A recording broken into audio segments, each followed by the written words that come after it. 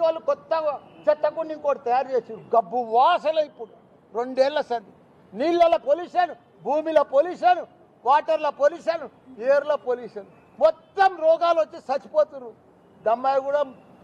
Dammaiguda, Jawahar Nagar, Nagaram 3 municipality. మొదలు ఆ చెత్త సాఫ్ చేయమని చెప్పిన నేను. ఆ చెత్త కూడా క్లియర్ చేయమని, దాన్ని ఇప్పుడు చర్చలు కలిపి ఒక రోడ్లు సరిగా లేవు.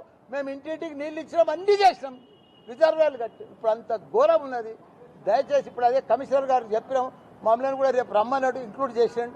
చెప్తే తప్పకుండా అన్ని వార్డులు సమానం చేయాలి. ఇంకా 10 పెరిగితే పెరుగుతాయి, ఇంకో 20 అయితే పెరుగుతాయి. తప్పేముందా? లీడర్లు అయితే మతాలు అయితే మొత్తం 440 మంది లీడర్లు ఉండి ఎవరికి ఇప్పుడు ఏమీ లేదు. మంచిగా ఇన్నోవా కార్లు ఎక్కి బంగారం లెక్క తిరుగుతున్నారు. ఒక్కొక్క వార్డులో 400 ఇన్నోవాలు ఉండే పోతాను. అసలు ఇప్పుడు 16 ఇన్నోవాలే అవుతుంది. అంత ఘోరమైంది జిహెచ్ఎంసీ చైర్య.